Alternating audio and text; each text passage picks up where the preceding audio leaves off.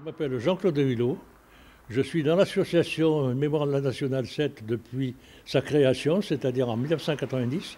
Et j'ai occupé les fonctions de trésorier pendant 22 ans. Et depuis, je suis membre du conseil d'administration.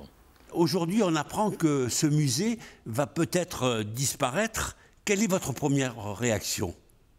La réaction, ça fait mal parce que pendant 30 ans, on a récupéré des objets, on a rencontré des gens, on a plein d'histoires et qui malheureusement s'arrêtent d'un seul coup.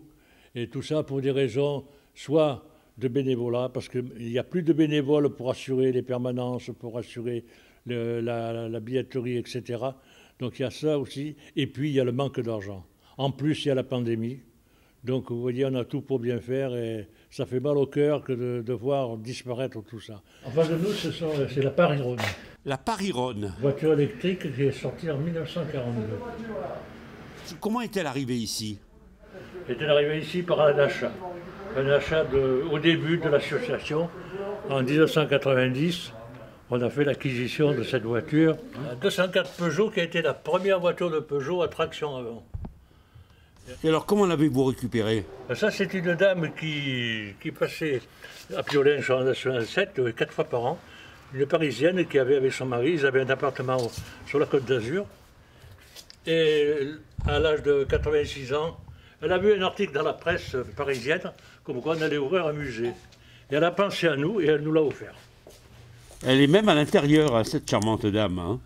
J'ai eu le privilège de voir la première dauphine qui venait de Paris et qui allait à Marseille, chez le concessionnaire de Marseille qui avait été la récupérer à Paris. Donc. Et il s'était arrêté à Piolin pour venir manger au restaurant. Et automatiquement, quand elle a été garée devant le restaurant, une foule est venue voir un peu cette nouvelle voiture qui sortait. La première dauphine. C'était la remplaçante de la 4 chevaux Renault. La Nationale 7 nous a amené beaucoup de joie, beaucoup de connaissances parmi les gens aussi. C'était un peu notre télévision de notre époque. Comme je vous dis, au début des années 50, il n'y avait pas la télévision.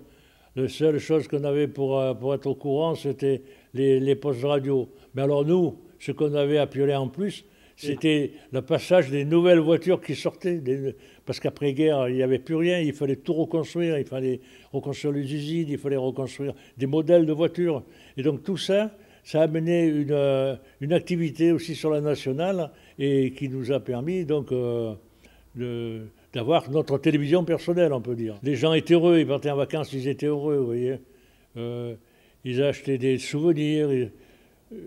C'était un monde de renouveau parce qu'on avait souffert pendant 5 ans de guerre, on avait souffert, on avait été privé de tout. Et là, à nouveau, l'affluence commençait à revenir un peu en surface. Donc, je crois que c'est une des meilleures années de ma vie, pour ainsi dire. Et aujourd'hui, donc, ce musée va fermer, donc, concrètement, pour quelle raison? Manque de moyens? Je ne dis pas manque de moyens, puisqu'il faut savoir que la mairie a toujours eu une position d'aide à ce musée, puisque nous payons le loyer de ce musée. Voilà. Donc, à ce jour, principalement, la cause, c'est le non-reconduction du bail. C'est le local. C'est-à-dire que le propriétaire du local récupère donc ces locaux.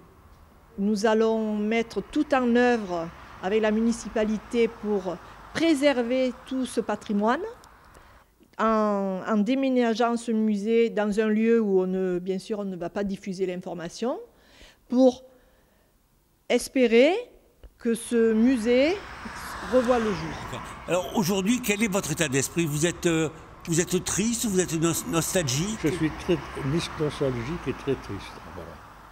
Et j'ai fait, comme disait le pasteur Martin Luther King, I have a dream. J'ai fait un rêve. Et le rêve, ce serait que la réouverture du musée dans quelques années.